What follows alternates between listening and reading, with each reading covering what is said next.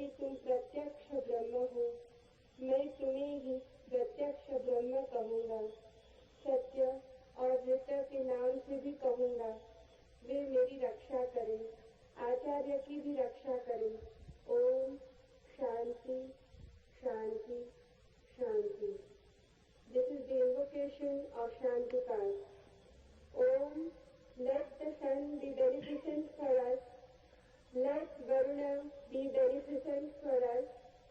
Let Arya be beneficent for us.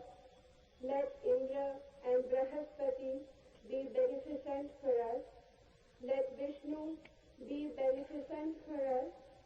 Salutation to that Supreme, the Brahman. O air, salutations unto you, for you are the immediate Brahman, the Supreme. I shall call thee alone, the immediate Brahman. I shall also call thee Adhyatya and Satya, the law and the reality. Let them protect me. Let them protect the Acharya, the teacher. Om Shanti Shanti Shanti.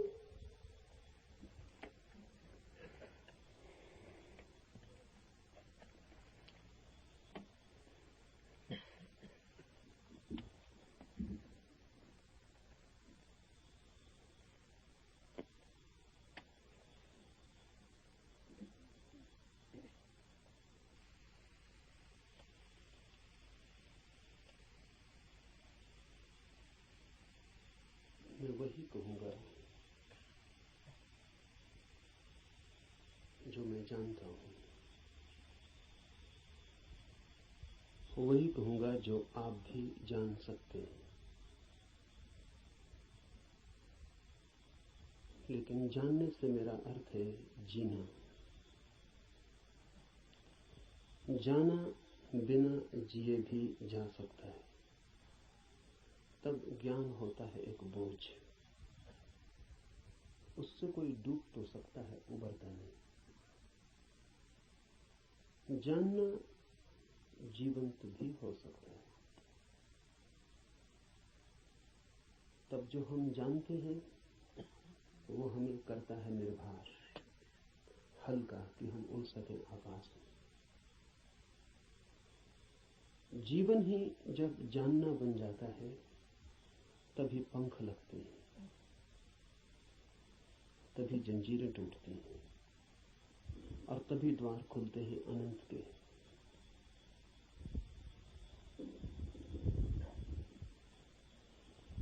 लेकिन जानना कठिन है। ज्ञान इकट्ठा कर लेना बहुत आसान है और इसलिए मन आसान को चुन लेता है और कठिन से बचता है। लेकिन जो कठिन से बचता है वो धर्म से भी वंचित रह जाएगा। कठिन ही नहीं, जो असंभव से भी बचना चाहता है वो कभी भी धर्म के पास नहीं पहुंच पाएगा। धर्म तो है ही उनके लिए जो असंभव में उतरने की तैयारी रखते हैं। धर्म है जुआरियों के लिए, दुकानदारों के लिए नहीं। धर्म कोई सौदा नहीं है।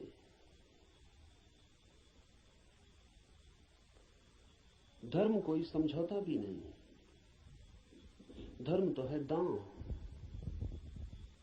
जुआरी लगाता है धन को दांव पर, धार्मिक लगा देता है स्वयं को।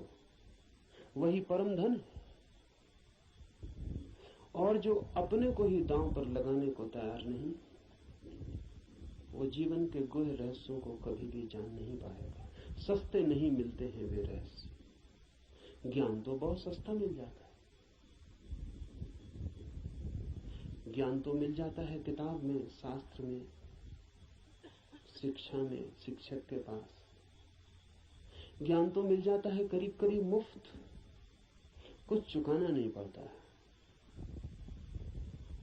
धर्म में तो बहुत कुछ चुकाना पड़ता है। बहुत कुछ कहना ठीक नहीं, सभी कुछ दांव पर लगा दे कोई तो ही उस जीवन के द्वार खुलते हैं। इस जीवन को जो दांव पर लगा दे उसके लिए ही उस जीवन के द्वार खुलते हैं। इस जीवन को दांव पर लगा देना ही उस जीवन के द्वार की कुंजी है। लेकिन ज्ञान बहुत सस्ता है, इसलिए मन सस्ते रास्ते को चुन लेता है, सुगम को। सीख लेते हैं हम बातें, शब्द, सिद्धांत, और सोचते हैं जान लिया। अज्ञान बेहतर है ऐसे ज्ञान से। अज्ञानी को कम से कम इतना तो पता है कि मुझे पता नहीं। इतना सत्य तो कम से कम उसके पास है। जिन्हें हम ज्ञानी कहते हैं उनसे ज्यादा असत्य आदमी खोजने मुश्किल। उन्हें यह भी पता नहीं है कि उन्हें पता नहीं। सुना हुआ, याद किया हुआ कंठस्थ हो गया, धोखा देता है। ऐसा लगता है मैंने भी जान लिया। मैं आपसे वही कहूंगा जो मैं जानता हूं, क्योंकि उसके कहने का ही कुछ मूल्य है। क्योंकि जिसे मैं जानता हूं, अगर आप तैयार हो तो उसकी जीवंत चोट आपके हृदय के तारों को भी हिला सकती। जिसे मैं ही नहीं जानता हूं, जो मेरे कंठ तक ही हो, वो आपके कानों से ज्यादा गहरा नहीं जा सकता। जो मेरे हृदय तक हो, उसकी ही संभावना बनती है। अगर आप साथ दें तो वो आपके हृदय तक जा सकता है। आपके साथ की तो फिर भी जरूरत होगी, क्योंकि आपका हृदय अगर बंद ही हो तो जबरदस्ती उसमें सत्य डाल देने का कोई उपाय नहीं है। और अच्छा ही है कि उपाय नहीं है, क्योंकि सत्य भी अगर जबरदस्ती डाला जाए तो स्वतंत्रता नहीं बनेगा, परतंत्रता बन जाएगा। सभी जबरदस्तियां परतंत्रताएं बन जाती। इसलिए इस जगत में सभी चीजें जबरदस्ती आपको दी जा सकती हैं, सिर्फ सत्य नहीं दिया जा सकता, क्योंकि सत्य कभी भी परतंत्रता नहीं हो सकता। सत्य का स्वभाव स्वतंत्रता है। इसलिए एक चीज भर है इस जगत में जो आपको कोई जबरदस्ती नहीं दे सकता, जो आपके ऊपर थोपी नहीं जा सकती, जो आपको पहनाई नहीं जा सकती, उड़ाई नहीं जा सकती। आपका राजी होना अनिवार्य शर्त है। आपका खुला होना, आपका ग्राहक होना, आपका आमंत्रण, आपका अहोभाव से भरा हुआ हृदय। जैसे पृथ्वी वर्षा के पहले पानी के लिए प्यासी होती और दरारें पड़ जाती हैं, इस आशा में पृथ्वी जगह जगह अपने ओंठ खोल देती है कि वर्षा हो। ऐसा जब आपका हृदय होता है तो सत्य प्रवेश कर रहा है।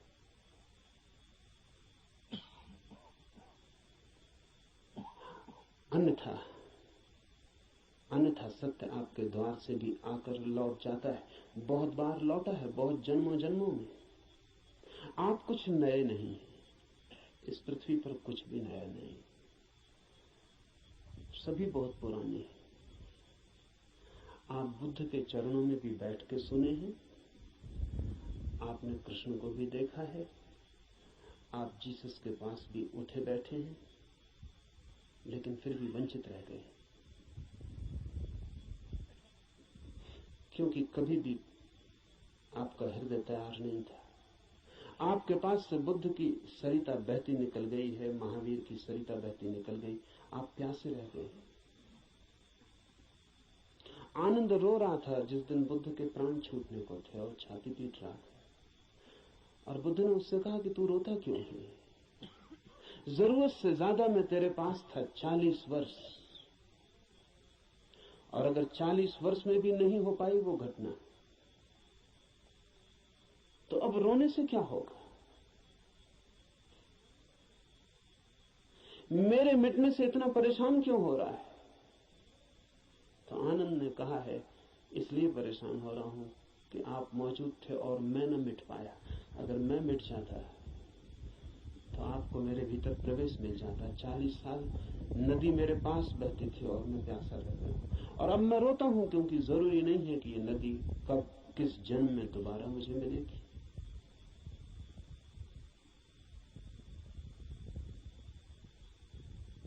आप कुछ नए नहीं हैं। आपने बुद्धों को दफनाया, महावीरों को दफनाया, जीसस, कृष्ण, क्राइस्ट, सबको आप दफना के जी रहे हैं। उनकी वो हार गए आपसे। आप काफी पुराने, जब से जीवन है तब से आप हैं। अनंत अनंत यात्रा है। कहां हो जाती होगी चूक? बस यही हो जाती है कि आप खुले ही नहीं, बंद है। मैं तो आपसे वही कहूंगा जो मैंने जाना है। अगर आप भी अपने को एक खुलापन बना सके तो आप भी उसे जान लेंगे।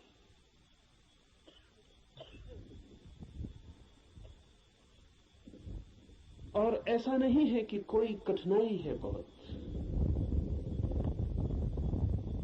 एक ही कठिनाई है और वो आप ही। कुछ लोग कुतूहल से चलते हैं, जैसे राह चलते बच्चे पूछ लेते हैं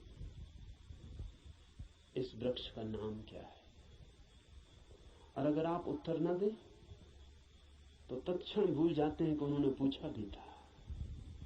वो दूसरी बात पूछने लगते हैं कि ये पत्थर यहां क्यों पड़ा है।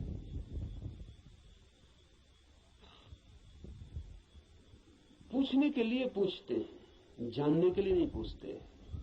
बिना पूछे नहीं रह सकते हैं, इसलिए पूछते हैं, जानने के लिए नहीं पूछते। जो लोग कुतूहल से जी रहे हैं वो अभी भी बचकाने हैं।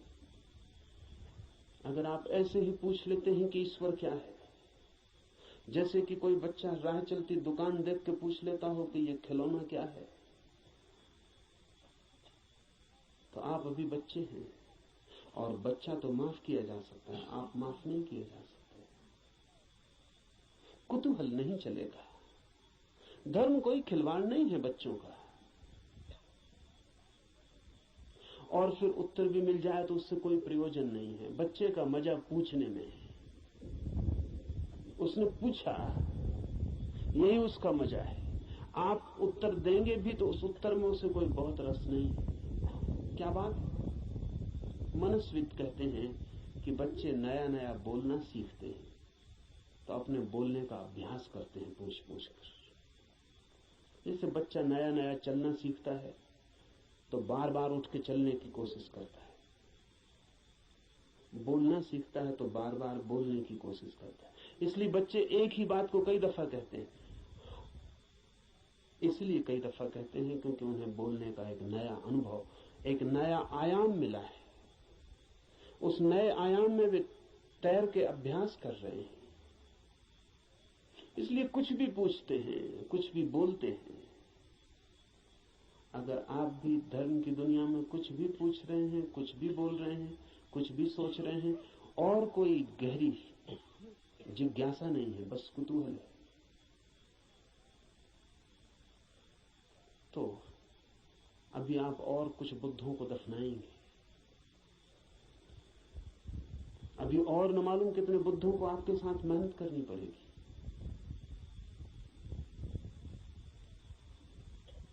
कुतूहल से सत्य का कोई संबंध नहीं। कुछ लोग कुतूहल से थोड़ा आगे बढ़ते हैं और जिज्ञासा करते हैं। जिज्ञासा में थोड़ी ज्यादा गहराई है, लेकिन बस थोड़ी ज्यादा। जिज्ञासा भी बहुत गहरी नहीं, वो भी उथली है। क्योंकि जिज्ञासा है केवल बौद्धिक, और बुद्धि भी ऐसी है जैसी खाज होती है, खुजलाएं तो थोड़ा रस आता है। ऐसा बुद्धि को भी खाज होती रहती। ईश्वर है, आत्मा है, मोक्ष है, ध्यान क्या है, करने के लिए नहीं। ईश्वर क्या है, जानने के लिए नहीं, चर्चा के लिए, बातचीत के लिए।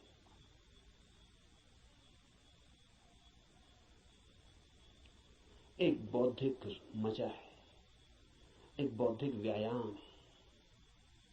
तो लोग ऊंची बातें करते हैं, लेकिन उन बातों पर कभी भी कोई दांव नहीं लगाते। ईश्वर है या नहीं, इससे कोई प्रयोजन नहीं है। और ईश्वर हो तो, ईश्वर न हो तो वे जैसे हैं वैसे ही बने रहते हैं। ये बड़े मजे की बात है। एक आदमी मानता है कि ईश्वर है और एक आदमी मानता है कि ईश्वर नहीं, और दोनों की जिंदगी बराबर एक सी। कोई गाली दे तो उसे भी क्रोध आता है जो मानता है कि ईश्वर है, और उसे भी क्रोध आता है जो मानता है कि ईश्वर नहीं। बल्कि कई दफे तो ये देखा जाता है कि जो मानता है ईश्वर है उसे ज्यादा क्रोध आता है, क्योंकि जो मानता है कि ईश्वर नहीं है वो ज्यादा से ज्यादा क्या कर सकता है? आपका गाली दे सकता है, मार सकता है, हत्या कर सकता है। लेकिन जो मानता है ईश्वर है वो आपको नरक तक में सड़ा सकता है। उसके पास ज्यादा उपाय क्रोधित होने के। अगर ईश्वर के मानने और न मानने से कोई भी अंतर जीवन में न पड़ता हो तो उसका अर्थ है कि ये ईश्वर से कोई संबंध नहीं है, बौद्धिक बातचीत है।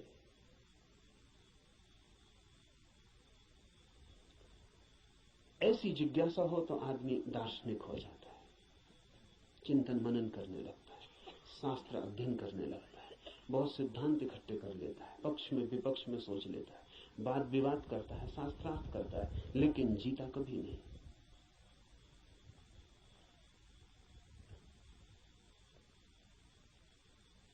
अगर आप भी सिर्फ जिज्ञासा से भरे हैं तो यात्रा नहीं होगी।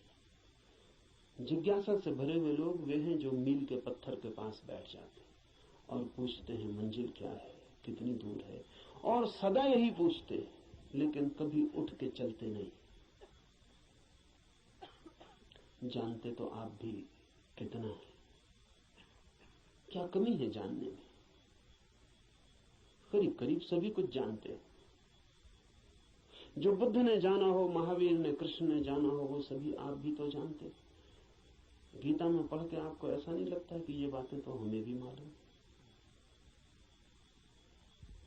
मालूम आपको भी है, पर सिर्फ बुद्धि तक है, आपके हृदय तक उनका बीज नहीं पहुंचा। और बुद्धि पर रखे हुए विचार वैसे ही होते हैं जैसे पत्थर पे कोई बीज को रखते हैं। बीज तो होता है लेकिन पत्थर पे रखा रहता है, अंकुर नहीं फूट सकता। अंकुर फूटना हो तो बीज को पत्थर से गिरना पड़े, जमीन खोजनी पड़े, और जमीन की भी ऊपर की सतह ठीक नहीं है क्योंकि और गीली जगह चाहिए, तो थोड़ा जमीन के भीतर पहुंचना पड़े जहां थोड़ी पानी की सुविधा हो, थोड़ा रस बहता हो। बुद्धि पर पत्थर की तरह बीज रख जाते हैं, हृदय तक जब तक न गिर जाएं तब तक गीली जगह नहीं मिलती।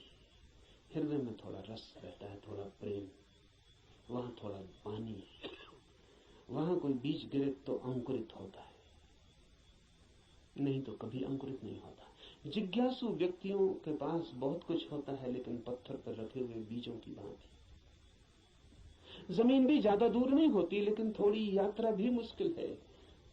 चलना बिल्कुल नहीं है तो पत्थर पर ही बीज रखा रह जाता है। इतनी यात्रा तो करनी ही पड़ेगी कि बीज पत्थर से नीचे गिरे, जमीन पर आए, जमीन में जगह खोजे, थोड़ी गीली भूमि को पाए, थोड़ा छिप जाए अंधेरे में। ध्यान रहे, जगत में जो भी जन्म पाता है वो गहन, मौन, एकांत, अंधेरे को चाहता है।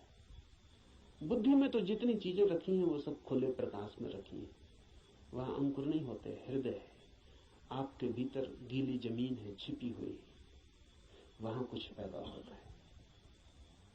इसलिए जो सिर्फ जिज्ञासा से जीते हैं वे विद्वान बन जाते हैं, पंडित बन जाते हैं, ज्ञानी बन जाते हैं, लेकिन कुछ अंकुरित नहीं होता उनके भीतर। कोई नया जन्म, कोई नया जीवन, कोई नए फूल, कुछ भी नहीं। एक और जिससे संबंध है हमारा, एक और भी दिशा है खोज की, उसे हम कहते हैं मुमुक्षा। जानने की फिक्र नहीं है, जीने की फिक्र है। जानने की फिक्र नहीं है, होने की फिक्र है। ये सवाल नहीं है कि ईश्वर है, सवाल यह है कि क्या मैं ईश्वर हो सकता हूं। अगर ईश्वर हो भी और मैं ईश्वर न हो सकूं तो कोई सार नहीं। सवाल ये नहीं है कि मोक्ष है, सवाल ये है कि क्या मैं भी मुक्त हो सकता हूं। अगर मैं मुक्त हो ही ना सकूं और मोक्ष हो भी कहीं तो क्या अर्थ है। ये बात नहीं है कि आत्मा है भीतर या नहीं, हो या ना हो। सवाल असली ये है कि क्या मैं आत्मा हो सकता हूं। मुमुक्षा है होने की खोज, और जब कोई होना चाहता है तब दांव पर लगना पड़ता है। इसलिए कहता हूं धर्म है जुआरियों का काम। वही कहूंगा जो मैं जानता हूं, जो जिया है। अगर आप तैयार हुए दांव पर लगाने को, तो जो मेरा अनुभव है वो आपका अनुभव भी बन सकता है। अनुभव किसी के नहीं होते, जो भी लेने को तैयार हो उसी के हो जाते हैं। सत्य पर किसी का कोई अधिकार नहीं, जो भी मिटने को राजी है वही उसका मालिक हो जाता है। सत्य तो उसका है जो भी उसे मांगने की तैयारी दिखलाता है, जो भी अपने हृदय के द्वार खोलता है और उसे पुकारता है।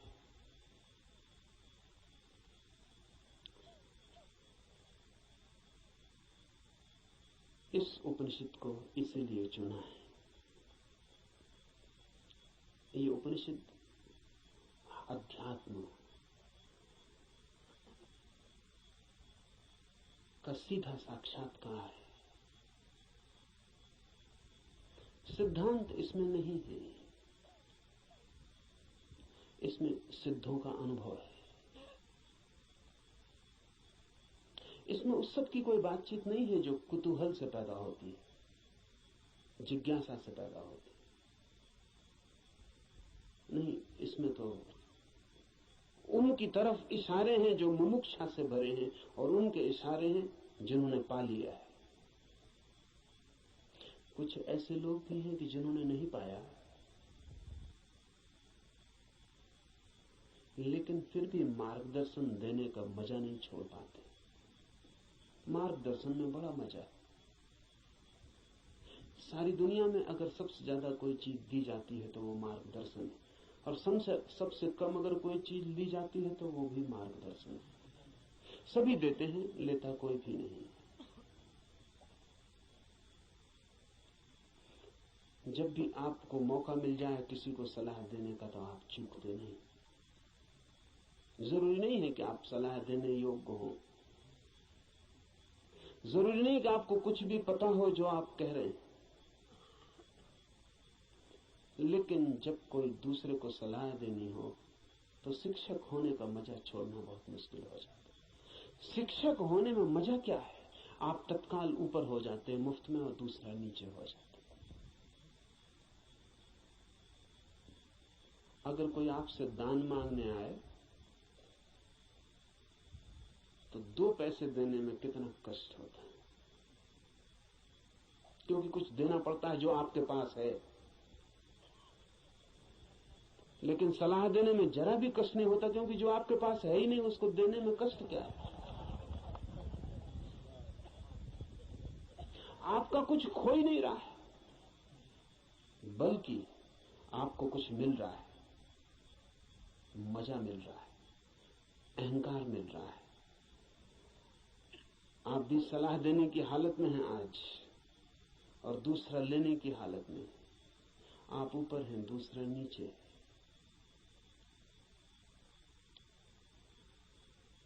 इसलिए कहता हूं कि इस उपनिषद में कोई सलाह, कोई मार्गदर्शन देने का मजा नहीं है, बड़ी पीड़ा है। क्योंकि उपनिषद का ऋषि जो दे रहा है वो जान के दे रहा है, वो बांट रहा है कुछ बहुत हार्दिक, बहुत आंतरिक।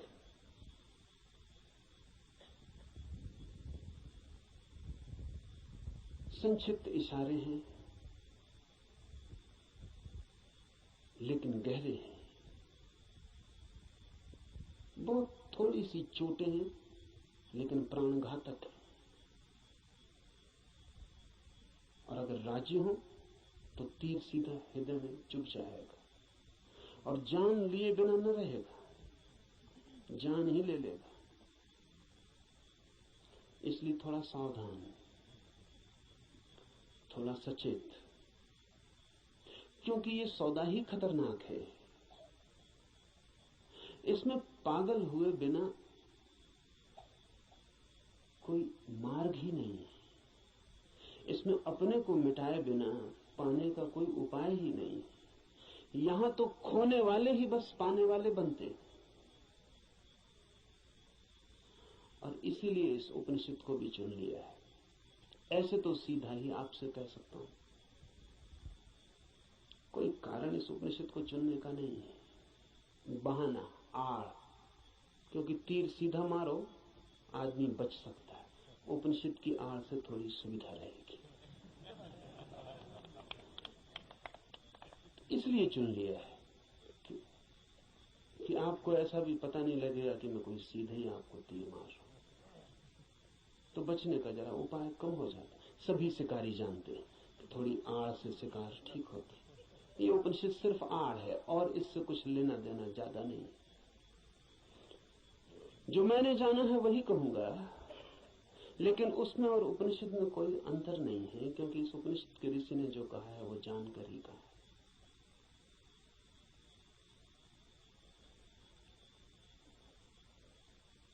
यह उपनिषद अध्यात्म की सूक्ष्मतम रहस्यों का उद्घाटन है। लेकिन अगर मैं उपनिषद पर ही बात करता रहूं तो डर है कि बात ही रह जाए। इसलिए चर्चा तो पृष्ठभूमि होगी। इस चर्चा के साथ साथ प्रयोग, जो कहा है, जो इस ऋषि ने देखा है या जो मैं कहता हूं मैंने देखा है, उस तरफ आपके चेहरे को मोड़ने की कोशिश, उस तरफ आपकी भी आंखें उठाने, उस तरफ आपकी भी आंखें उठाने का प्रयास, वही मुख्य होगा। उपनिषद की बात तो सिर्फ हवा पैदा करने के लिए होगी कि आपके चारों तरफ वे तरंग पैदा हो जाएं, कि आप भूल जाएं 20वीं सदी को, पहुंच जाएं उस लोक में जहां ये ऋषि रहा होगा। मिट जाए ये जगत जो चारों तरफ बहुत बेरौनक और बहुत कुरूप हो गया है, और याद आ जाए उन दिनों की जब ये ऋषि जिंदा रहा होगा। एक हवा, एक वातावरण, बस उसके लिए उपनिषद। पर उतना काफी नहीं है, जरूरी है, काफी नहीं है। तो जो मैं कहता हूं अगर आप उसको सुन के ही रुक जाते हैं तो मैं मानूंगा आपने सुना भी नहीं, क्योंकि सुन के जो चलता नहीं है मैं नहीं मान सकता कि उसने सुना है। अगर आप सोचते हैं कि सुन के आपकी समझ में आ गया, इतनी जल्दी मत करना। सुन के समझ में आता होता तो हम कभी के समझ गए होते। सुन के ही समझ में आता होता तो इस दुनिया में समझदारों की कमी ना होती, ना समझ खोजना मुश्किल हो जाता। मगर ना समझ ही ना समझ, सुन के कुछ भी समझ में नहीं आता। सुन के सिर्फ शब्दों पे मुट्ठियां बन जाती। सुन के नहीं, करके ही समझ में आता है। इसलिए सुनना करने के लिए, समझने के लिए नहीं। सुनना करने के लिए, करना समझने के लिए। सुन के ही सीधा मत सोच लेना कि समझ गए। वो बीच की कड़ी के बिना कोई भी उपाय नहीं है, कोई भी रास्ता नहीं। लेकिन मन कहता है कि समझ गए, अब करने की क्या जरूरत है। मंजिलें चल के पहुंची जाती हैं। सब भी समझ लिया हो, यात्रा पथ पूरा स्मृति में आ गया हो, पूरा नक्शा जेब में हो, फिर भी बिना चले कोई मंजिल तक कभी पहुंचता नहीं। लेकिन सपना देखा जा सकता है। कोई आदमी यहीं सो जाए और सपना देख सकता है कहीं भी पहुंचने का।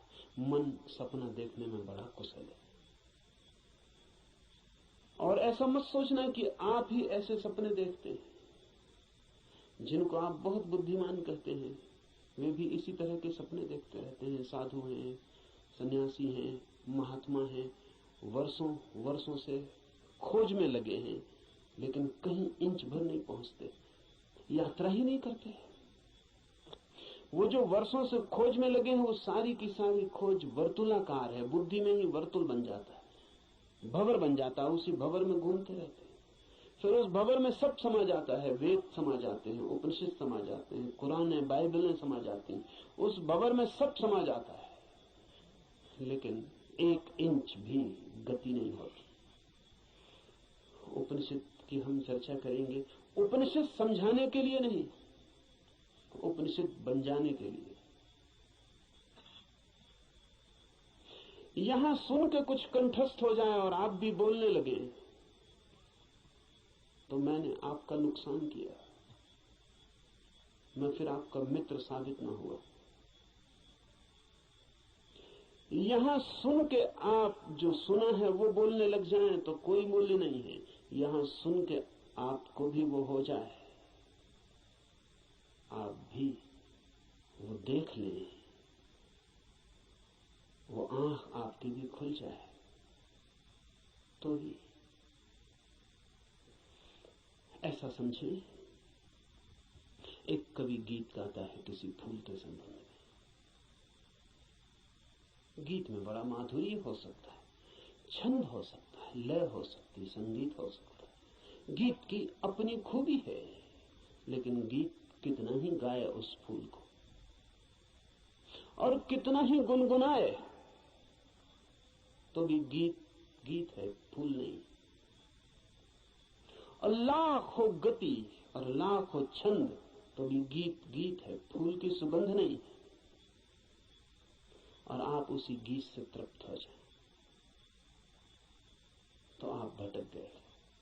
उपनिषद गीत है किसी फूल का जिसे आपने देखा नहीं अभी। गीत गजब का है, गाने वाले ने देखा है, पर गीत से तृप्त मत हो जाना। गीत फूल नहीं है। ऐसा भी हो जाता है कि कभी कभी आप फूल के पास भी पहुंच जाते, कभी कभी फूल की एक झलक भी मिल जाती है, अचानक, आकस्मिक। क्योंकि फूल कोई विजाती ही नहीं है, आपका स्वभाव है, आपके बिल्कुल निकट है, किनारे किनारे है। कभी कभी छू जाता है बिना आपके, बावजूद आपके। कभी कभी फूल एक झलक दे जाता है, कोई बिजली कौन जाती, किसी क्षण में आकस्मिक अनुभव में आ जाता है। कुछ और भी है इस जगत में, यही जगत सब कुछ नहीं है। इस पथरीले जगत के बीच कुछ और भी है जो पत्थर नहीं, फूल है, जीवंत खिला हुआ, जैसे किसी स्वप्न में देखा हो या अंधेरी रात में चमकी हो बिजली और कुछ दिखा हो और फिर खो गया हो। ऐसा कभी कभी आपके जीवन में भी हो जाता है, कवियों के जीवन में अक्सर हो जाता है, चित्रकारों के जीवन में अक्सर हो जाता है। फूल की झलक बिल्कुल पास आ जाती है, फिर भी फूल कितने ही पास हो और कितनी ही झलक मिल गई हो,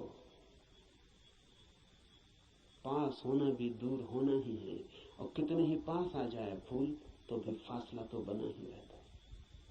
और मैं बिल्कुल हाथ से भी छू लूं फूल को तो भी पक्का नहीं है कि जो अनुभव मुझे होता है वो फूल का है, क्योंकि हाथ खबर लाने वाला है, और हाथ अगर बीच में गलत खबर दे दे तो कुछ भरोसा नहीं। और हाथ सही ही खबर देगा, इसको मानने का कोई कारण नहीं। फिर हाथ जो खबर देगा वो फूल के संबंध में कम और हाथ के संबंध में ज्यादा होती।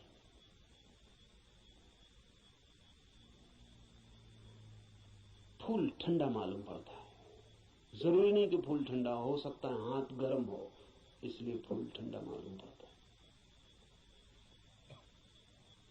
खबर हाथ के संबंध में, क्योंकि खबर जब भी किसी माध्यम से आती तो सापेक्ष होती है, पक्का नहीं हुआ जा सकता।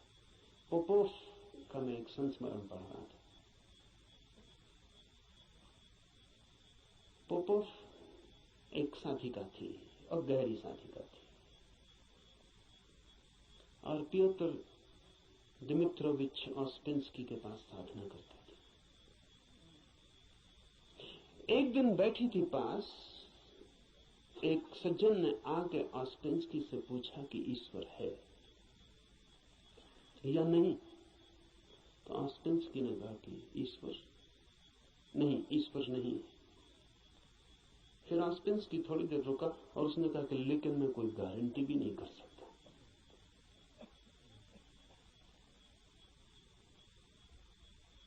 क्योंकि जो भी मैं जानता हूं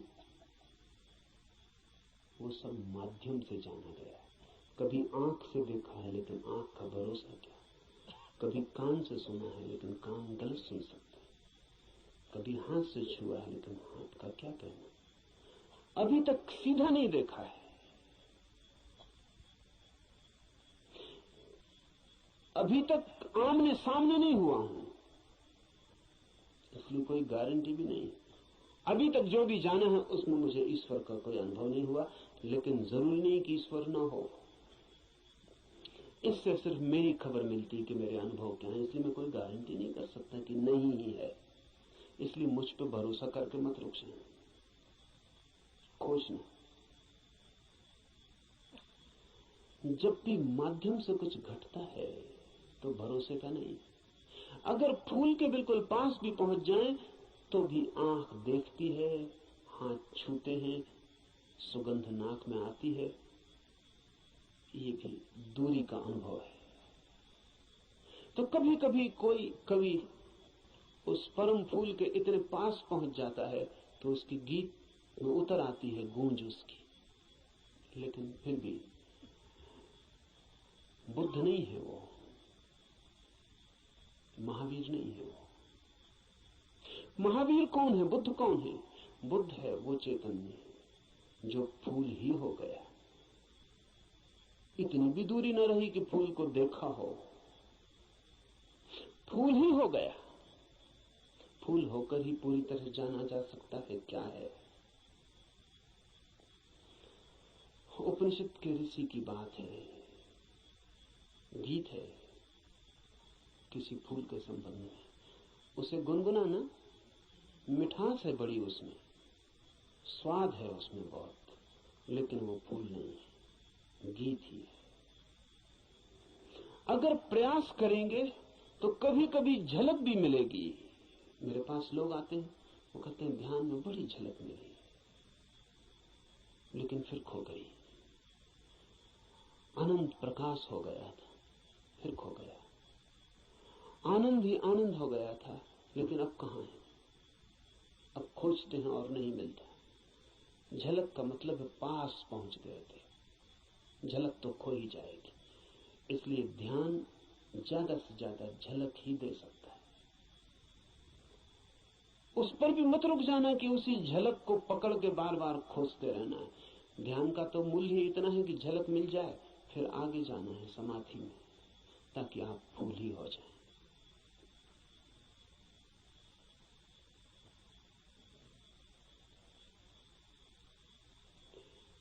ध्यान में है झलक, समाधि में है हो जाना। झलकों पे मत रुकना, झलकें बड़ी प्रीतिकर, सारा जगत बासा मालूम पड़ने लगता। एक झलक ध्यान में मिल जाए उस जीवंत की, फूल की, उस खिलावट की जो भीतर है, तो सारा जगत फीका और व्यर्थ हो जाता है। लेकिन फिर कुछ लोग झलकों को पकड़ लेते हैं और उन्हीं को दोहराने लगते हैं और सोचते हैं सब हो गया। नहीं, जब तक आप ही ना हो जाएं, ईश्वर ही जब तक आप ना हो जाएं, तब तक भरोसा मत करना कि ईश्वर है। हो सकते हैं, क्योंकि है ही। खोलना है जरा, उघाड़ना है जरा। छिपे हैं, मौजूद हैं अभी और यहीं। थोड़े से वस्त्र हैं और बड़े झीने वस्त्र हैं कि चाहें तो अभी उतार कर फेंक दें और नग्न हो जाएं और ईश्वर हो जाएं। लेकिन बड़ी पकड़ है। झीमें तो हैं लेकिन पकड़ गहरी। क्यों है ये पकड़ इतनी? ये पकड़ है क्योंकि हम सोचते हैं ये वस्त्र ही हमारा होना है, यही हम है, इसके अलावा हमें कुछ और किसी अस्तित्व का पता नहीं। इस उपनिषद में इशारे होंगे उस अस्तित्व के जो वस्त्रों के पार है, और इस उपनिषद के साथ साथ हम करेंगे ध्यान ताकि मिले झलक, और आशा बांधेंगे समाधि की ताकि हम भी हो जाएं वही जिसे हुए बिना न कोई संतोष है, न कोई शांति है, न कोई सत्य है। उपनिषद शुरू होता है प्रार्थना से। प्रार्थना है समस्त जगत से। सूर्य कल्याणकारी हो, वरुण, अर्यमा, इंद्र और बृहस्पति, विष्णु कल्याणकारी हो, उस ब्रह्म को नमस्कार हो। हे वायु, तुम्हारे लिए नमस्कार क्योंकि तुम प्रत्यक्ष ब्रह्म हो। मैं तुम्हें ही प्रत्यक्ष ब्रह्म कहूंगा। सत्य और रित वे सब मेरी रक्षा करें, आचार्य की भी। इस प्रार्थना से शुरू होता है। धर्म की यात्रा प्रार्थना से शुरू होगी ही। प्रार्थना का अर्थ है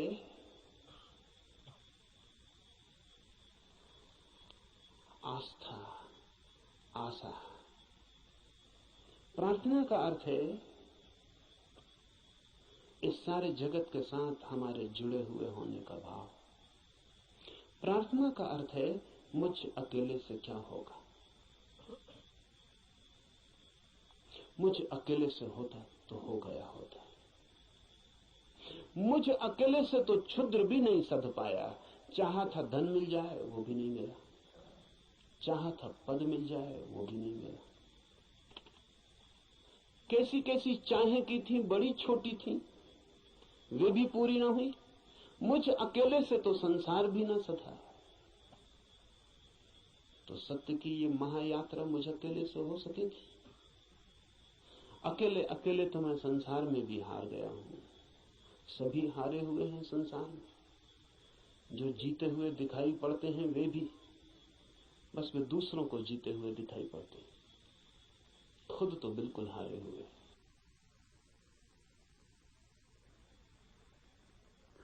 आप भी अपने को हारे हुए दिखाई पड़ते होंगे, औरों को तो आप भी जीते हुए दिखाई पड़ते हैं।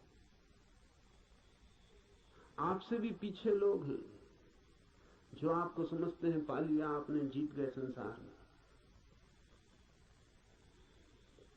लेकिन भीतर से अगर हम आदमी को देखें तो एक एक आदमी हारा हुआ है। संसार पराजय की लंबी कथा है। वहां जीत होती ही नहीं, वहां जीत हो ही नहीं सकती। वो संसार का स्वभाव नहीं। वहां हार ही नियति है, किसी की नहीं, किसी व्यक्ति की नहीं। संसार में होने की नियति ही हार है। वहां हारना ही होगा। वहां कोई कभी जीतता नहीं। वहां हम नहीं जीत पाए जहां क्षुद्र था, स्वप्न था। शंकर कहते हैं माया है, वो माया में भी हार गए। सपना था, भ्रम था, वहां भी तो जीत ना पाए। जब भ्रम में भी हार गए, सपने में भी न जीते, तो यथार्थ में, सत्य में अकेले से क्या होगा? प्रार्थना का अर्थ है संसार में पराजित हुए व्यक्ति का यह अनुभव कि जन्मों जन्मों तक चेष्टा करके मैं हार गया। क्षुद्र में तो विराट में मेरी सामर्थ्य। इसलिए प्रार्थना, इसलिए सारे जगत को पुकारा है ऋषि ने कि मुझे साथ देना। सूर्य को पुकारा है, वरुण को पुकारा। ये सब नाम है, प्रतीक है जीवन की समस्त शक्तियों की। सूर्य को पहले पुकारा है क्योंकि सूर्य हमारा जीवन है, उसके बिना हम नहीं होंगे। हमारे भीतर सूर्य ही जीता है, जलता है। उधर सूर्य बुझ जाए, यहां हम बुझ जाए। सूर्य ही हमारा प्राण है, इसलिए पुकारा। कहा वायु को नमस्कार है, विशेष रूप से वायु को नमस्कार कहा है इस प्रार्थना में, क्योंकि तुम प्रत्यक्ष ब्रह्म हो। अजीब सी बात है, थोड़ा सोचे। बड़े मजे की बात है, क्योंकि वायु है बिल्कुल अप्रत्यक्ष और सब चीजें प्रत्यक्ष। सूर्य को कहा होता प्रत्यक्ष ब्रह्म हो, जीते जागते जलते प्रखर, समझ में आता। सूर्य को नहीं कहा प्रत्यक्ष ब्रह्म, कहा वायु को जो बिल्कुल दिखाई पड़ती नहीं, बिल्कुल अप्रत्यक्ष। कहां है प्रत्यक्ष वायु? सिर्फ अनुमान है कि है, लगता है कि है, भासता है कि है, दिखाई तो पड़ती नहीं। आंख के सामने कहां है? प्रत्यक्ष का मतलब है आंख के सामने है। जो आंख के सामने वायु बिल्कुल नहीं है, पत्थर पहाड़ सब आंख के सामने, वायु नहीं है। लेकिन ऋषि कहता है, हे वायु नमस्कार तुम्हें, क्योंकि तुम प्रत्यक्ष ब्रह्म हो। इसलिए कहा कि वायु जैसे दिखाई नहीं पड़ती और है, और आंख को दिखाई नहीं पड़ती फिर भी आंख को छू रही है प्रतिपल। ऐसा ही परम सत्य है, दिखाई नहीं पड़ता, छू रहा है प्रतिपल। वायु दिखाई नहीं पड़ती क्योंकि हमारे पास देखने वाली आंख नहीं है। वायु तो यहां है, वायु के बिना तो हम भी नहीं हो सकते। वही तो हमारी श्वास में हमें संभाले, उसका ही आवागमन तो हमारा सारा जीवन है, जो इतने निकट है। श्वास है जो हमारी, वो भी दिखाई नहीं पड़ती क्योंकि हमारे पास आंखें बड़ी स्थूल है। तो हम जो बहुत मोटा मोटा है, स्थूल स्थूल है, वो देख लेते हैं, जो सूक्ष्म है वो हमें दिखाई नहीं पड़ता। वायु सूक्ष्मतम है, हमारे सामने मौजूद है, भीतर मौजूद है, बाहर मौजूद है, रोए रोए में मौजूद है और दिखाई नहीं पड़ती। इसलिए कहा कि तुम प्रत्यक्ष ब्रह्म हो, तुम ठीक ब्रह्म जैसी हो, वो भी यहां मौजूद है और दिखाई नहीं पड़ता। और रोए रोए में वही समाया है, रोआ रोआ वही है, और फिर भी उसका कोई पता नहीं चलता। इसलिए वायु को नमस्कार किया है कि हम वायु को तो जानते हैं, ब्रह्म को नहीं जानते। वायु से एक धागा जोड़ा है कि ब्रह्म भी ठीक वायु जैसा है। इसलिए मैं तुम्हें प्रत्यक्ष ब्रह्म कहूंगा। ऋषि कहता है वायु को सत्य और ऋत के नाम से भी कहूंगा, क्योंकि तुम ठीक उस जैसी हो जो है और जिसका हमें पता नहीं, जो हम स्वयं हैं और जिसका हमें पता नहीं, जो अभी और यहां सदा से मौजूद है और हमें उसका पता नहीं। लेकिन ये खोज पूरी हो सके अगर सब देवता रक्षा करें। देवता से अर्थ है सदा से जीवन की अनंत अनंत शक्तियां, और जीवन है एक विराट जाल अनंत शक्तियों का। आपका होना भी एक विराट जाल है अनंत शक्तियों का। मिलता है आप में सूर्य, मिलता है वरुण, मिलता है इंद्र, मिलती है वायु, मिलती है अग्नि, मिलती है पृथ्वी, सब कुछ मिलता है आकाश, सब आप में मिलते हैं। अगर एक व्यक्ति को हम पूरा का पूरा जान लें तो हमने बीज रूप में समस्त अस्तित्व को जान लिया। सब कुछ उसमें है, सबका दान उसमें है, सब मिलकर ही उसका अस्तित्व है। इन सब की सहायता की प्रार्थना है, लेकिन क्या सूर्य सहायता करेगा?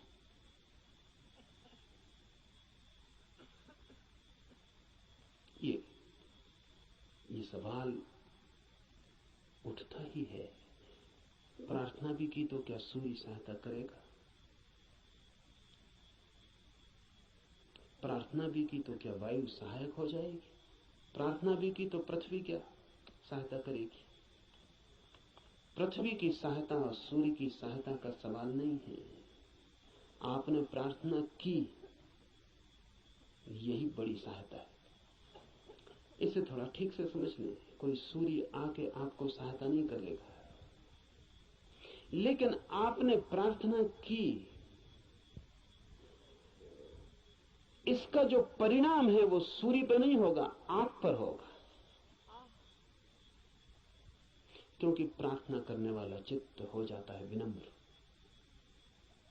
प्रार्थना करने वाला चित्त हो जाता है असहाय, प्रार्थना करने वाला चित्त स्वीकार कर लेता है इस बात को कि मुझ अकेले से नहीं होगा। प्रार्थना करने वाला चित्त मिटने को तैयार हो जाता है।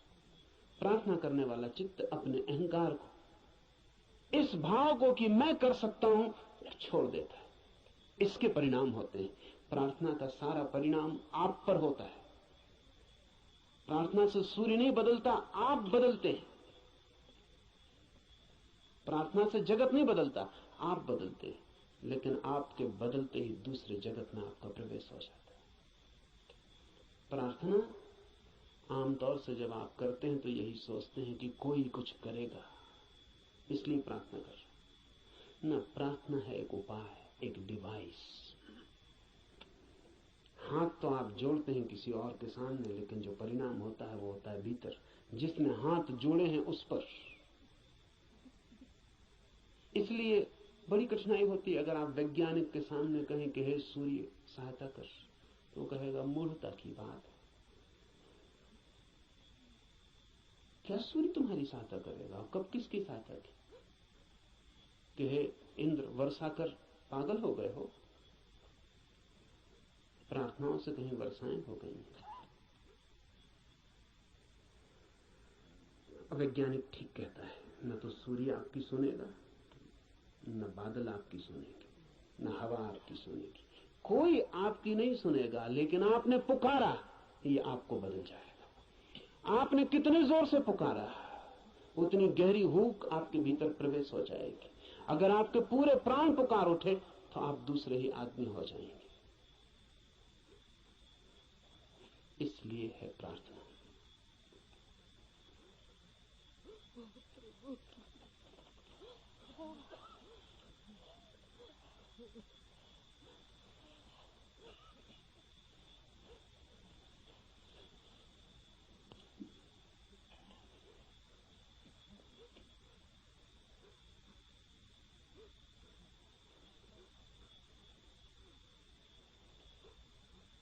Jean-Paul Sartre has named his autobiography Words.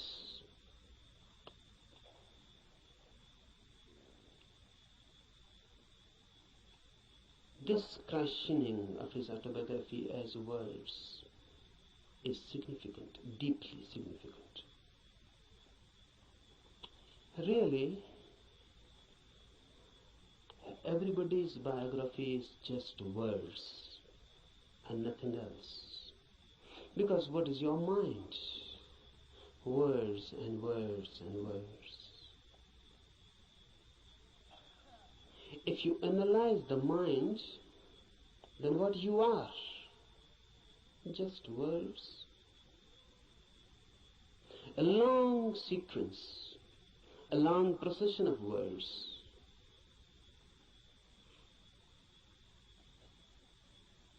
This is everybody's autobiography. But if you are nothing but words, then you are not. Then you are yet unborn. Then you are yet to exist authentically. Because words are just words, sounds. They mean something, but basically they are meaningless. The meaning is given to them. And mind is just a mechanism, a natural computer. It goes on feeding on words, then creating more words out of them. Then you go on associating those words. You go on creating principles, philosophies, systems. And ultimately where you are. Truth is not a byproduct of a long process of words. Truth is not a word at all. Truth is out of words. Truth is beyond words, or below words. Truth is experience, not words. Old Lao Tse has said, the truth cannot be said. Because when you say something, language has to be used. Words have to be used. And truth is not a word. So when you say it, you miss it. The moment you say it, you have missed it. It cannot be said. It can only be experienced.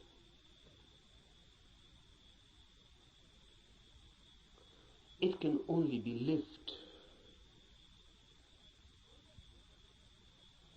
Unless you live it, you cannot know it. But we know. That's the problem. Rather, we know too much. We know more than enough. What's our knowledge? Words accumulated. You can accumulate them logically, rationally. You can create and edifice a beautiful system. Just as you can make a house with playing cards. But you cannot live in it. It is house just as a name. You cannot live in it. Out of words you can create a palace, a system, a philosophy, but you cannot live in it. Philosophers create beautiful systems, but they always live out of them. They cannot live in it. That is impossible. Nothing is wrong with them. The very system is such that it cannot be lived. One Immanuel Kant, or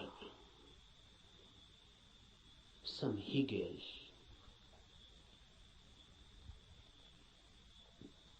they create out of words principles, hypotheses. They go on explaining the whole universe, but they themselves remain unexplained. They can explain the whole cosmos. They can say how the world was created. They can say what is the destiny. And look in them, dig deep, and you find a very miserable man, just as unhappy as anyone, as in hell as anyone.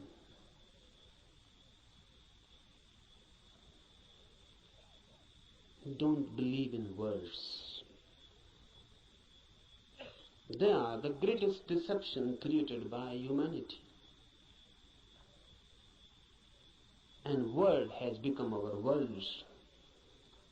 We live in it, we eat it, we ride on it. The word beats in our hearts and the word circulates in our blood. We are just a collection, a big collection of words. Mind is very miser about words. It goes on accumulating.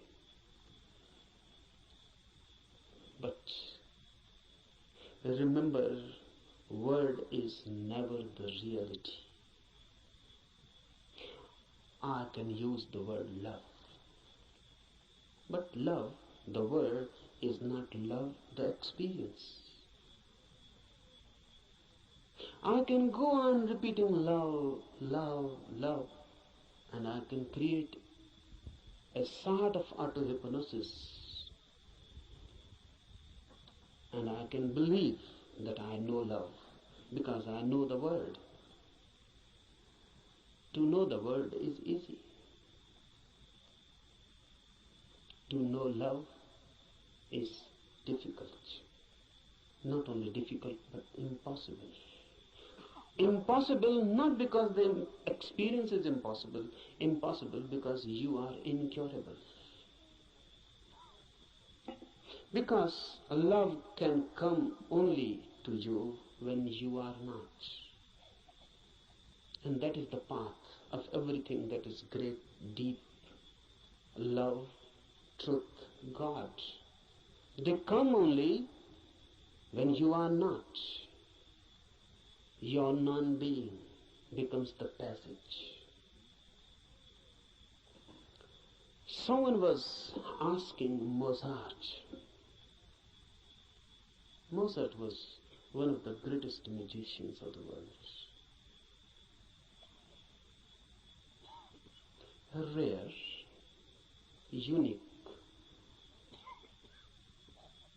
Someone asked him, which music you like most? And Mozart is reported to have replied, no music, sir. No music I like most.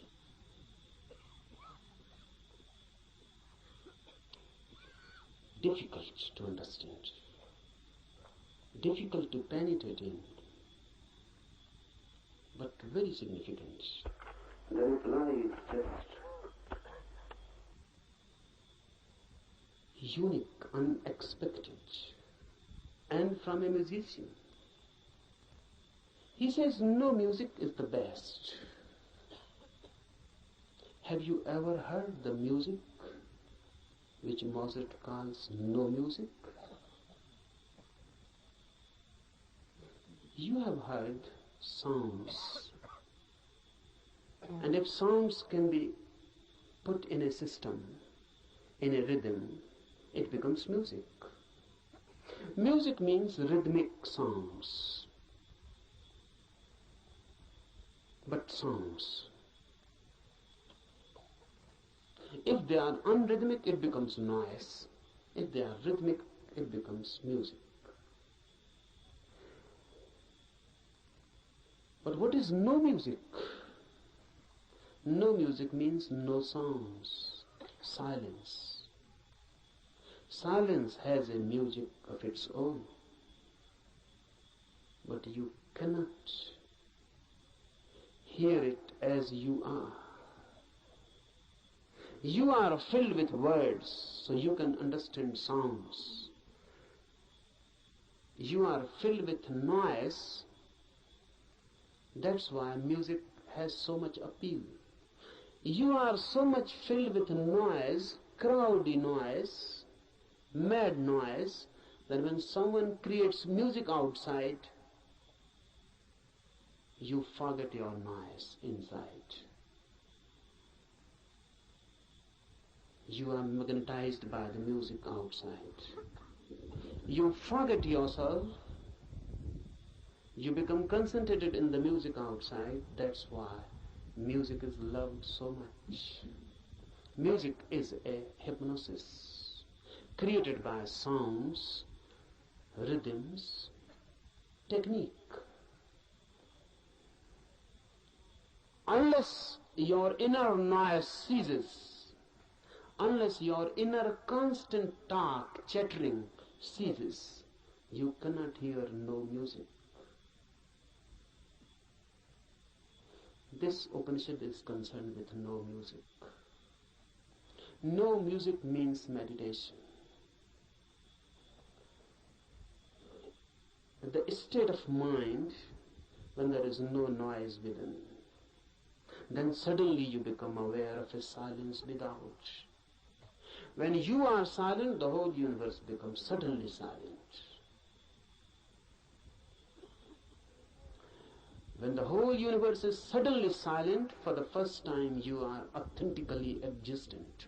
For the first time you have being. For the first time you know who you are.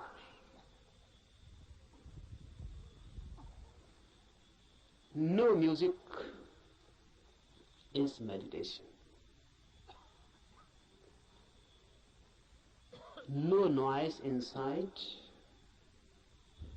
creates the possibility, the situation in which you can hear the soundless silence which is everywhere, just here and now. It is there, but you are chattering inside. You cannot hear it. You are too much engaged, too much occupied. It cannot penetrate you. Become silent, and silence begins to penetrate you. And when your silence and the silence of the universe meet, you have encountered God. You have come face to face.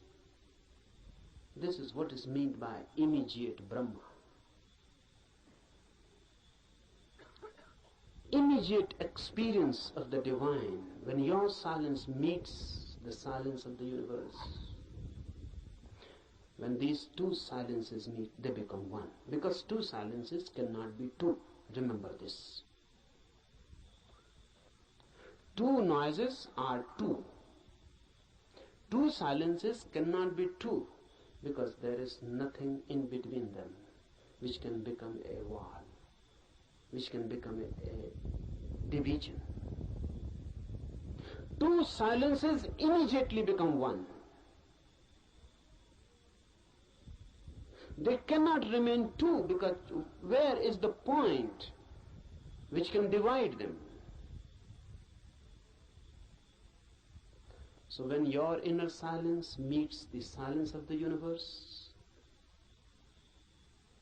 you are no more, neither is the universe. A new oneness. You explode into a new oneness. You are Brahma, not encountering really, because there is no other. Note this point, because Upanishads are the first teachings in the world which say you cannot see God.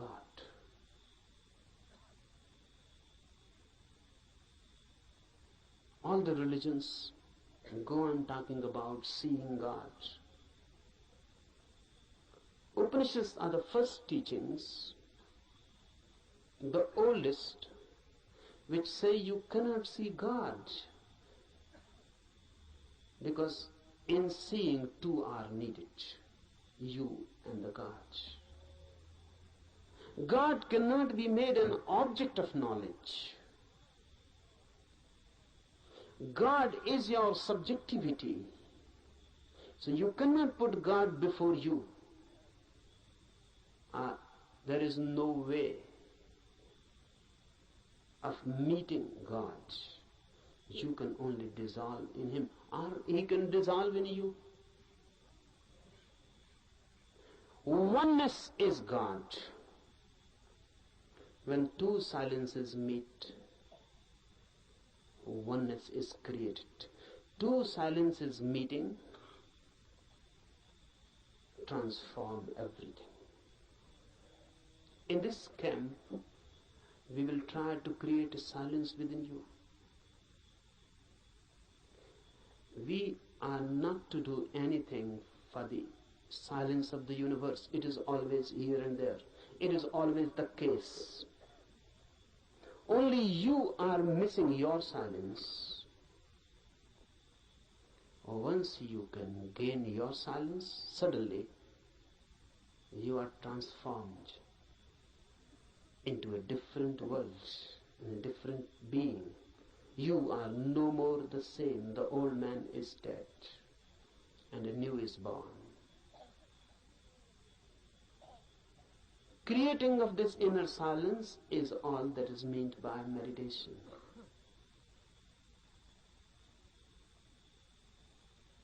remember this. We are not interested in teachings. Teachings are of no use in themselves unless they are practiced. We are interested in this Upanishad only as a practical device. The Upanishad is not for me some doctrine to be believed, or some system to be believed, or some philosophy to be believed. Upanishads are practical guides. They believe not in changing your mind, but in changing you. They are not concerned with any change of your ideology. They are concerned with you directly, with your being. Remember this, knowing is your periphery and being is your center. Knowledge is added to you, being can never be added. Being is that which you are already. Knowledge is that which goes on being added to you. And it happens, unfortunately, it happens for many, that their being becomes just more and more burdened with their knowledge. Knowledge is going to be piled up on you by the society, by culture, by everything. Knowledge is utilitarian. It is needed. So everyone goes on accumulating knowledge. Knowledge is power. It gives you energy, particularly to move in the world, to act in the world. It helps. It is instrumental. But if you become too much identified with this knowledge, you forget that you are more than what you know. Then you forget that you are pillar to your knowledge. Then you forget that your foundational being is not your knowing. What you know is just your memory.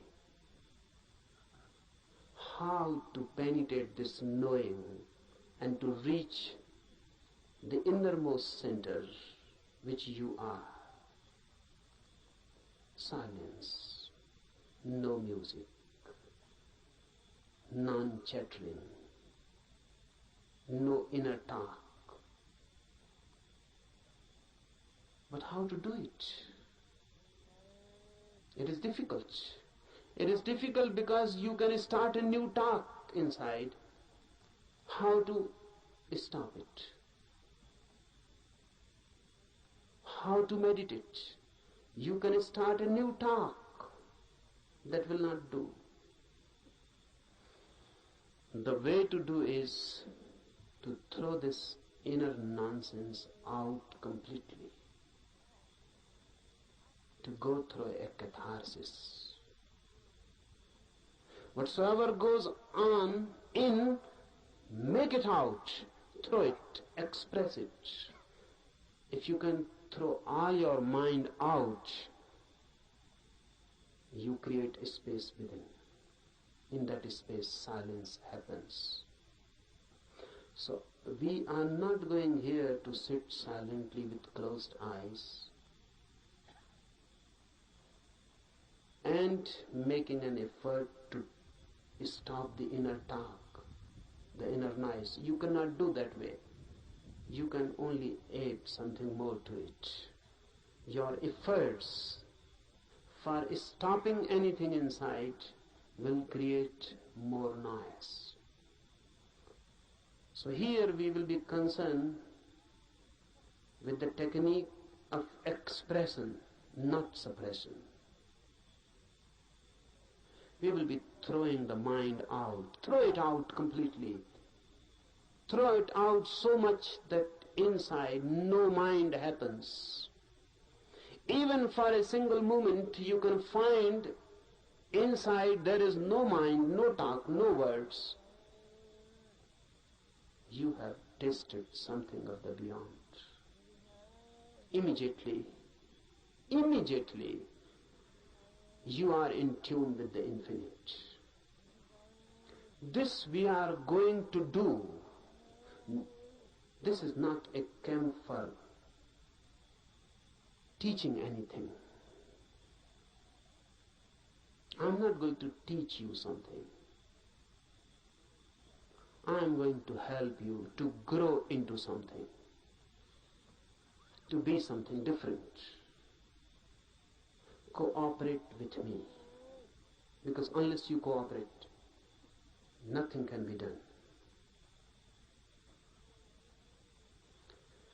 This cooperation is not only needed from you, you must ask, you must request, you must invite and pray, so that all the forces of the world, all the forces of the universe cooperate with you. That's why this Upanishad, Adhyatya Upanishad, starts with a prayer. This prayer is beautiful. Om, let the sun be beneficent for us, and Varun, and Aryama, and Indra, Brihaspati, and all be beneficent for us. Let Vishnu be beneficent for us. Salutations to that Supreme, O air, salutations unto you, for you are immediate Brahma, the Absolute, the Supreme. I shall call thee alone the immediate Brahma. I shall also call thee Rita and Satya, the law and the reality. Let them protect me. Let them protect the Acharya, the teacher. Om Shanti, Shanti, Shanti. With prayer we start. Why? Because man alone is helpless. Man alone cannot do anything. Because man alone is nothing. Man is just a meeting point of million and million forces.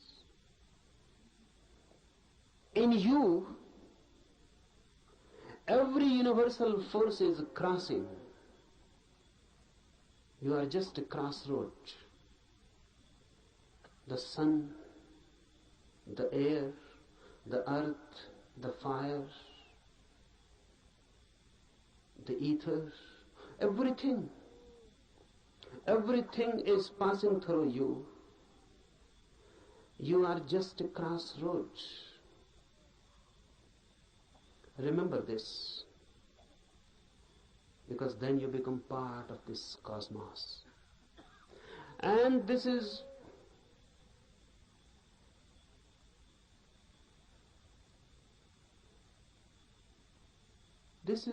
very significant to remember,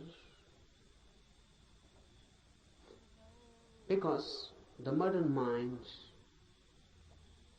thinks itself to be isolated, not in tune with the universe, but in conflict, in a struggle. The Western attitude has always been of a struggle, conflict. And now the Western mind has become the universal mind. No, there exists no such thing as Eastern mind. This Upanishad belongs to the Eastern mind. It existed once. It is totally different. Western attitude is of fighting with the universe, of conquering. How to conquer nature? How to conquer natural forces? This makes man alienated. Man becomes a stranger in this universe. A conqueror is bound to be violent. A conqueror is bound to be in conflict. And ultimately a conqueror is bound to find himself isolated, alone.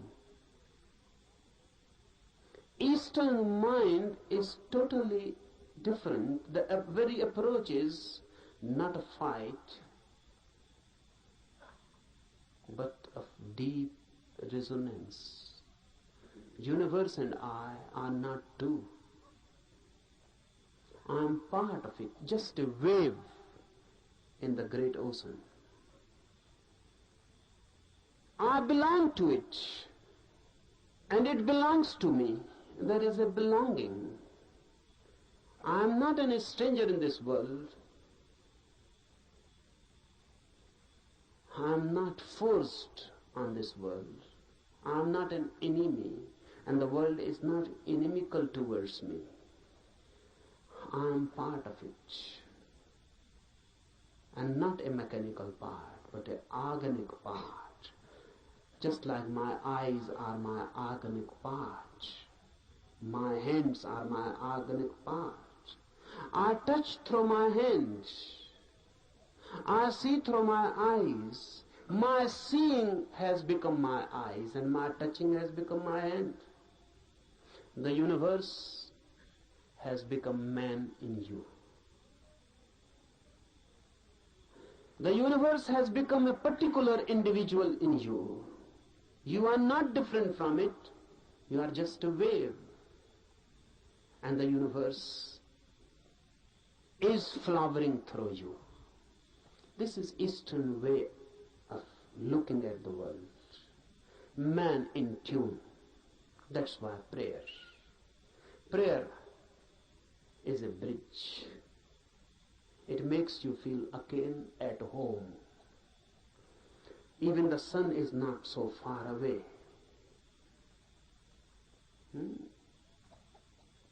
The Upanishad says, let sun be beneficent to us. Let everything be beneficent to us. Let everything be a blessing to us and a help. Why? Because truth is not yours or mine. Truth means the center of this universe. And if you are in conflict with the universal forces, you can never reach it. Only in a deep friendship, deep intimacy, the universe opens its doors for you. So prayer is just creating a forgotten intimacy. Look at it in this way. A child is born. The moment a child is born, he is separated from his mother. Before birth, in the womb, he was one. With the mother, one. There was no separation. The child and the mother were one. The child existed within the mother as part, organic part. Because even the child was not breathing. The mother was breathing and the child was alive through mother's breath. The child's heart was not beating. The mother's heart was beating and the child was alive through mother's heart. The child was not eating. The child was not doing anything. The child was just part and parcel of the mother. Then the child is born and separated. Then the child grows as individual. Away and away the child goes from the mother. The same happens with human consciousness. Before consciousness is born, you are one with the universe. In deep sleep, you again fall into that oneness. When there is no dreaming and no thought, there is no mind. And when there is no mind, there is no ego. In deep sleep, you are no more. Because your mind is no more. Who you are in your deep sleep, can you say? What is your name? When you are deep, dreamlessly asleep, who are you? What is your name? There is no name. Because if there is name, you are not deep asleep. The name is just a surface thing. Who are you, a Hindu or a Mohammedan? A Christian, Catholic or Protestant? Who are you? Educated, uneducated? Poor or rich? A beggar or a king? Who are you? Man, woman, young or old? In deep sleep, you are none. Still you are. We cannot say that you are. Absolutely not. You are. But you are not that which you are when awake. While dreaming, while awake, you are a mind. While deep asleep, you are a no mind. The mind is lost, dissolved, but the being is. Deep prayer gives you this feeling of no mind, of deep oneness, as if the whole universe has become a womb. You have become just a child in the womb of your mother. The whole universe has become motherly. No conflict, just prayer, just a feeling and a trust. Prayer is a trust. The child in the womb of his mother cannot distrust, or can. How can he distrust? He trusts his mother totally. He is no mind, so how can he doubt? How can he distrust? Whatsoever the mother is good, is beneficial.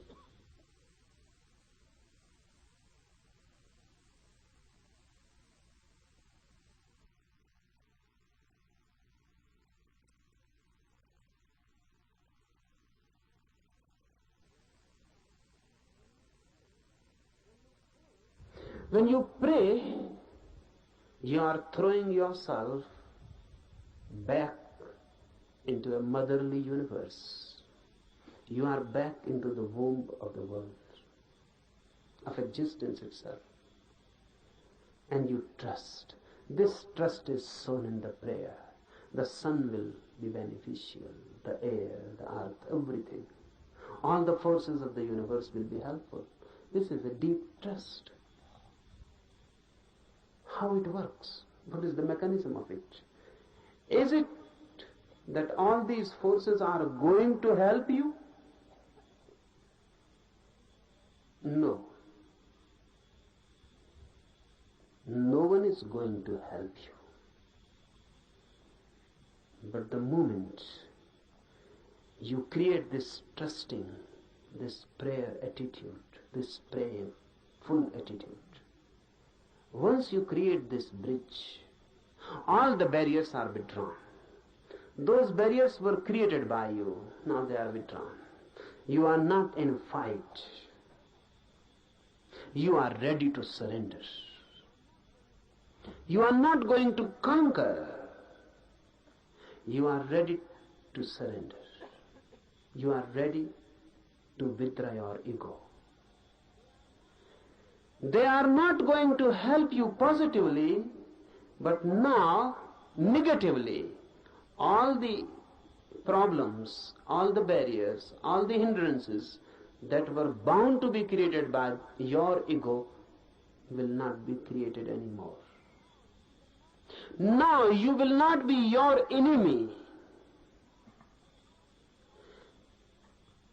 Understand this deeply. These forces, once taken as deeply related with you, intimate, friendly, homely, and the whole universe taken as a home, a motherly womb, then your fighting attitude dissolves. Then your conflicting mind dissolves. Then your violence, then your ego, the effort to be constantly this or that, the very beginning dissolves. And if you have no ego and a prayerful mind, suddenly, with full awakening, you fall into deep sleep. This is the mystery.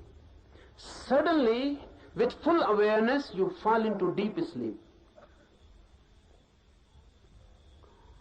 That's why Upanishads has constantly declared that samadhi, the ultimate ecstasy which is achieved by meditation, is just like deep sleep with one difference. And that difference is awareness. In deep sleep you are unaware, unconscious.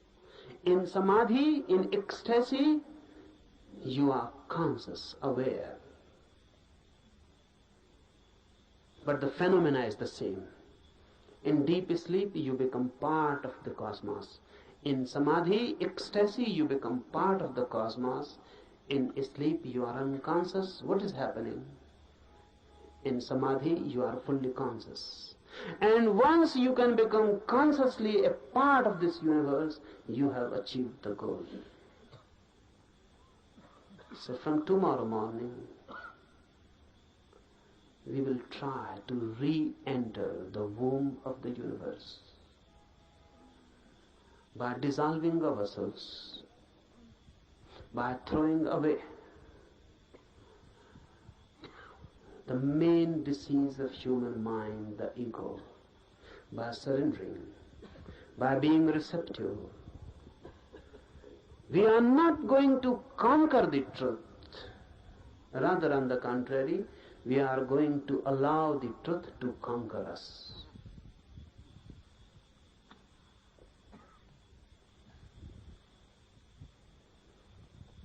Now, some instructions for the morning meditation.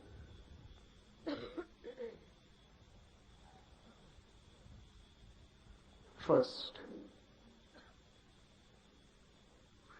don't be serious at all. For this whole camp, don't be serious at all. I consider seriousness to be a fatal disease.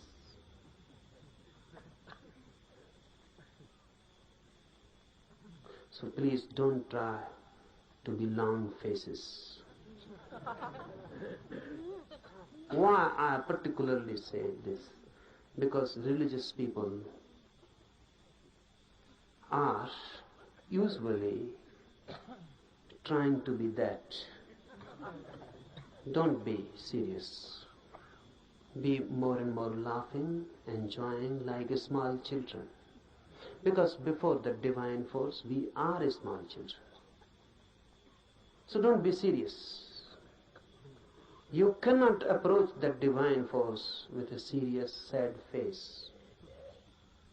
That is a barrier. Laugh and dance and enjoy like small children, and you can enter the temple very easily. The doors are always open for the children. Be children-like. Jesus is reported to have said that only those who are like children will enter the kingdom of God. And look, what Christians have done. They have created a very serious, sad religion. Jesus on the cross, a weeping religion, crying. Christians say Jesus never laughed. This is unbelievable. Because the man who said only those who are like children will enter the kingdom of God cannot be believed that he never laughed.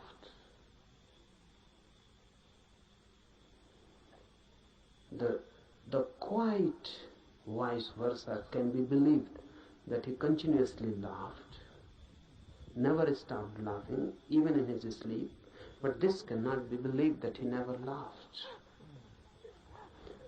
Be like children,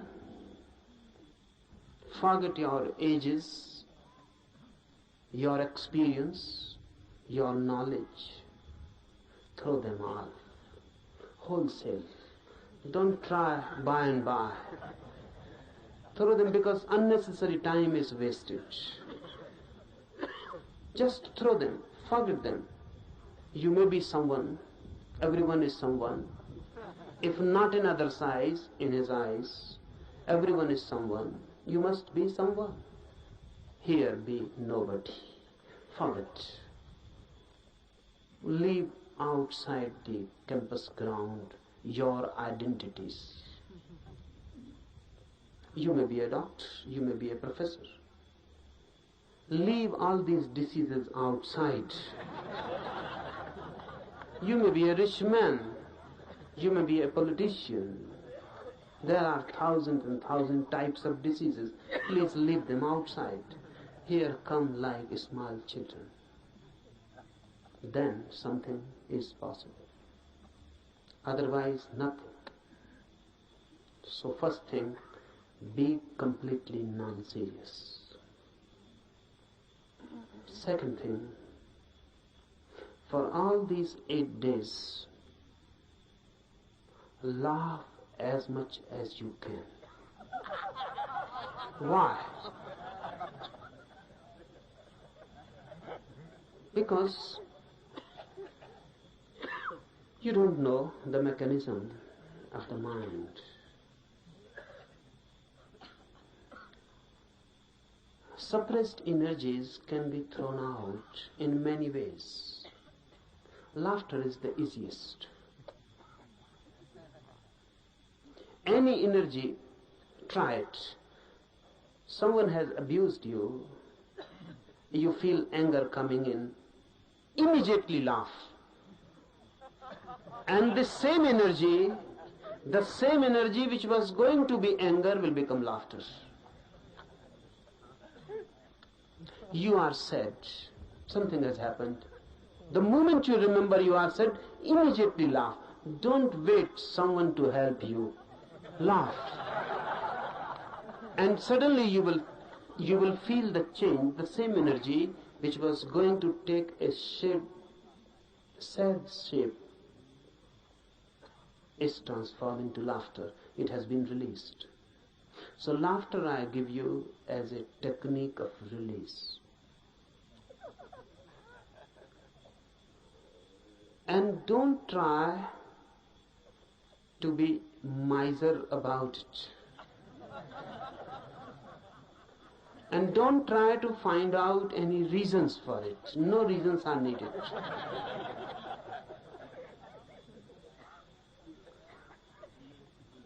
Take it as a help for meditation.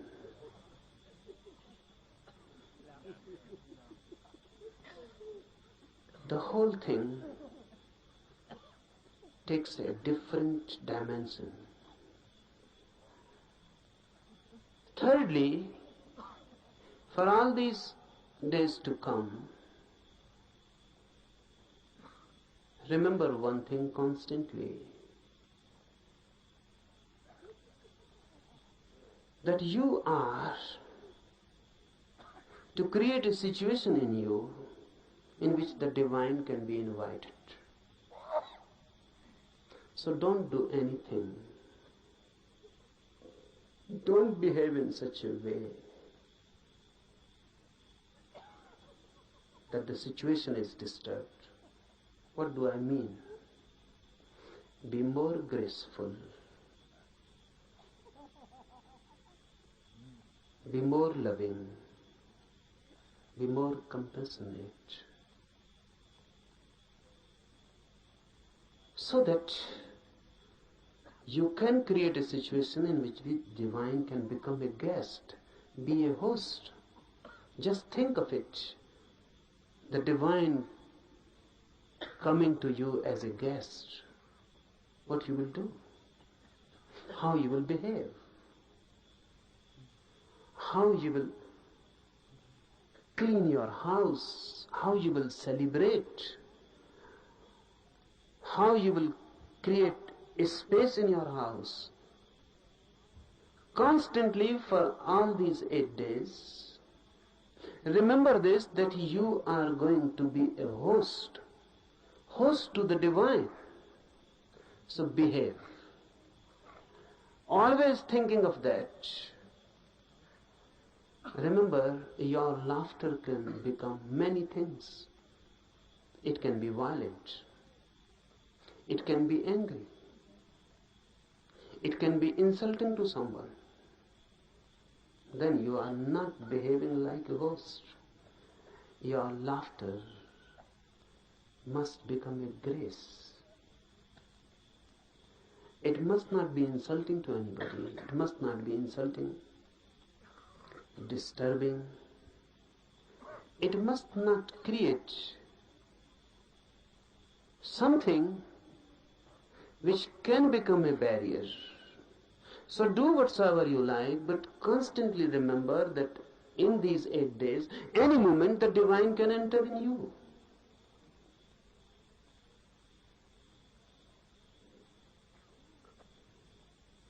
Any moment the divine can enter. So remember that you are ready to receive. Don't talk much, fourthly. Don't talk much.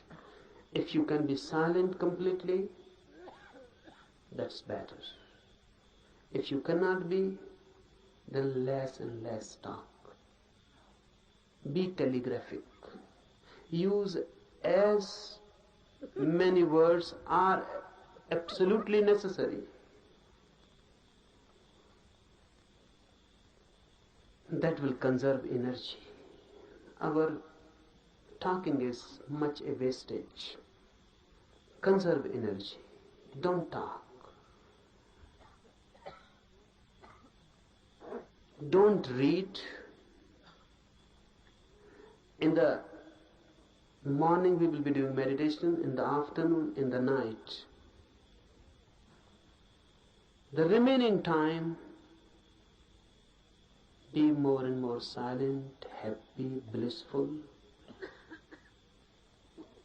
Sit somewhere, don't waste time in talking, and just wait. Remember this word, wait. Everyone knows the meaning, but no one knows the experience. Sometimes when you really wait, you are waiting for your beloved or your lover to come. You are a different man. A different quality enters in you. You are waiting for your beloved. Someone passes by the door, you just become eyes. The whole energy is transformed into eyes. Someone knocks on the door, you become attentive. The beloved may have come. Even the rustling of the leaves outside, dry leaves falling on the ground, and you feel the beloved has come. You are constantly alert. Alert, but not tense. Alert, but waiting.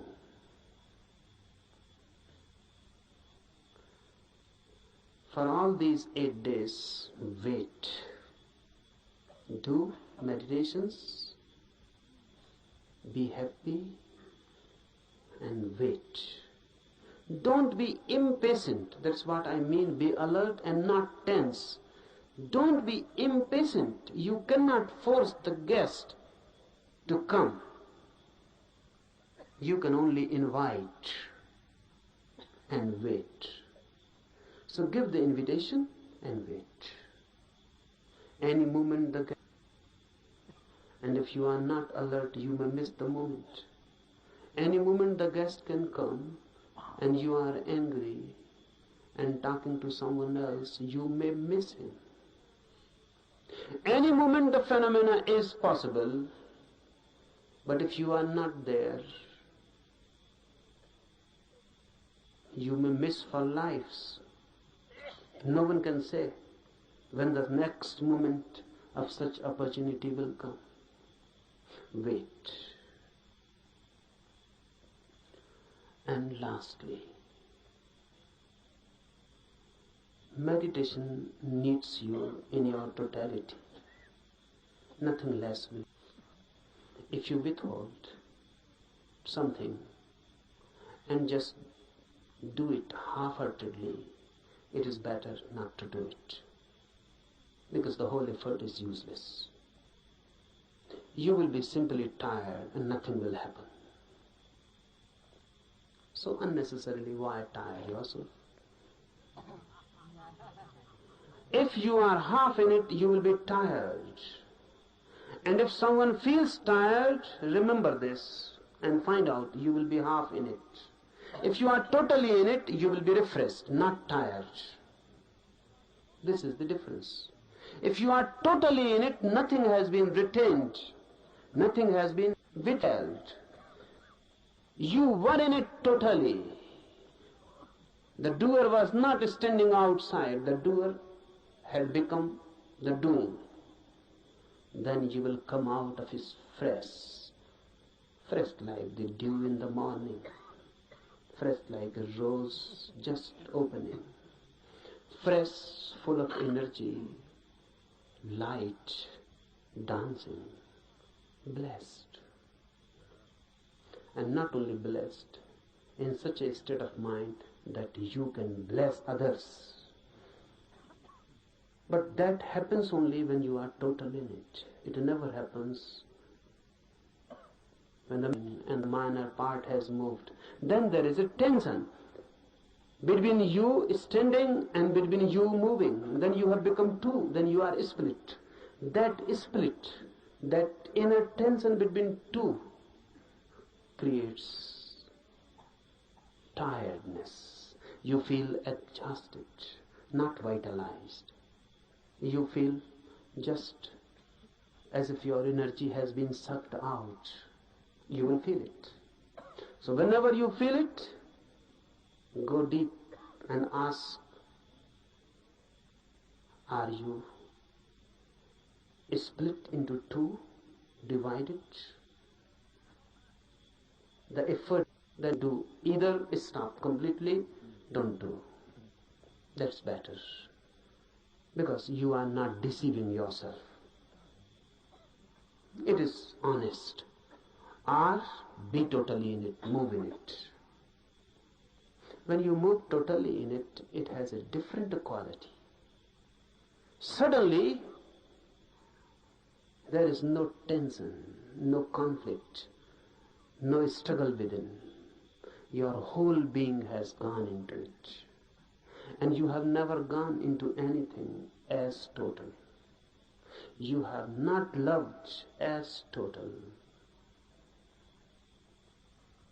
You have not done anything as total, always partial. That's why your life is just moment exhausted. You feel just dying every moment. No beauty, no flowering out of it, just death. Out of life, only death. That shows what you are doing with yourself. Otherwise, life is every day, every moment a new flowering. Every day a new achievement. Every day a new height and a new depth. And if you can go on moment to moment, moving totally in your life, death becomes itself the deepest experience of life. There is no death then.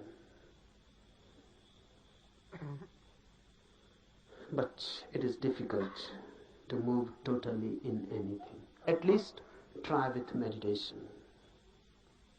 If you can move in meditation totally, then you can move in other dimensions also totally. And a total life is a religious life. A religious life doesn't mean any ritual, doesn't religious worship, doesn't mean any religious affiliation. It means energy moving in its totality. And when you move total, you become holy. Why? Because all that is known as sin is possible only when you move in part. You can love someone totally, but you cannot hate someone totally. That's impossible. You can be compassionate totally, but you cannot be anger totally. Really, a very strange phenomena happens. If you can just try to be totally angry, suddenly when the anger will be coming nearer and nearer to the totality, it will change into compassion.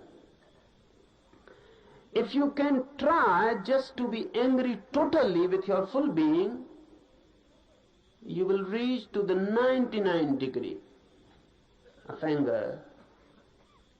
Then if you move more, just nearing the 100%, suddenly you will know the anger has disappeared, and the object of your anger has now become object of your compassion. Because I define sin as that which can be done only partially, with your own one part. And I define virtue, punya, as that which can be done only totally. If you do it partially, it cannot be done. This sin cannot be done with your total being, and the virtue cannot be done with your partial involvement. You have to move into with your whole being. And when the whole being moves into something, you become holy. Religious man. Wait, try,